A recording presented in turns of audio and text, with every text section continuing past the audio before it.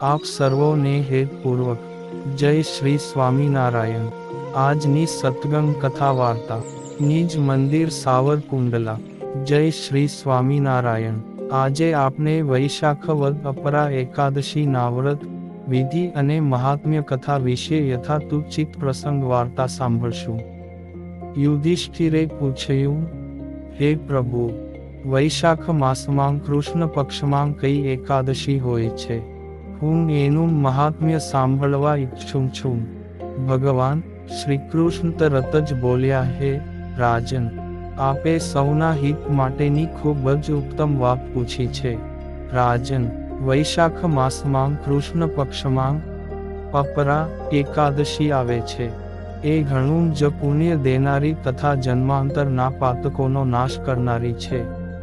બ્રહ્મ હત્યા કરનારો, ગૌત્રની હત્યા કરનારો, ગર્ભસ્થ બાળકને મારનારો, પરનિંદક તથા પરસ્ત્રી લંપટ પુરુષ પણ અપરા એકાદશીના વ્રતથી નિશ્ચય જ પાપ રહિત થઈ જાય છે। જે ખોટી સાક્ષી આપે છે, માપતોલ માંગ દગો કરે છે, જાણ્યા વિના નક્ષત્રોની ગપતરી કરે છે અને કૂટનીતિથી આયુર્વેદિકનો જાણકાર બનીને વૈદ્યનું કામ કરે છે, આ બધા જ નરકગામી પ્રાણીઓ છે। પરંતુ અપરા એકાદશીના વ્રતના પ્રભાવથી એ પણ પાપ રહિત થઈ જાય છે। જો કોઈ ક્ષત્રિય પોતાના ક્ષાત્રધર્મનો પરિત્યાગ કરીને યુદ્ધથી ભાગે છે, તો એ ક્ષત્રિય સ્વધર્મથી ભ્રષ્ટ થવાને કારણે ઘોર નરકમાં પડે છે। જે શિષ્ય વિદ્યા પ્રાપ્ત કરીને સ્વયં ગુરુ નિંદા કરે છે, એ પણ મહાપાપોથી યુક્ત થઈને ભયંકર નરકમાં પડે છે। પરંતુ અપરા એકાદશીના વ્રતથી આવા પાપી મનુષ્યો પણ સદગતિને પ્રાપ્ત કરે છે।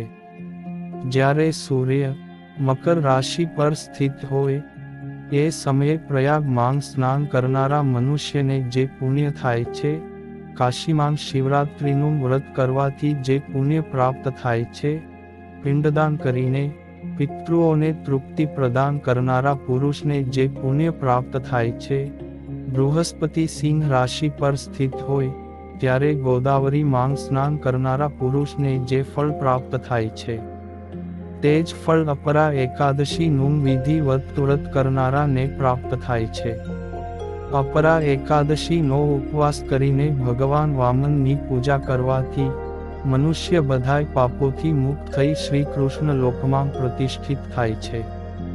આના વાંચન અને શ્રવણથી સહસ્ત્ર ગૌદાનનું ફળ મળે છે।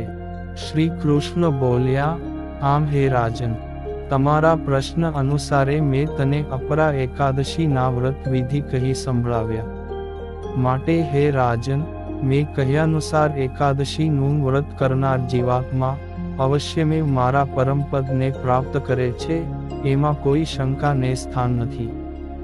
જય શ્રી સ્વામિનારાયણ।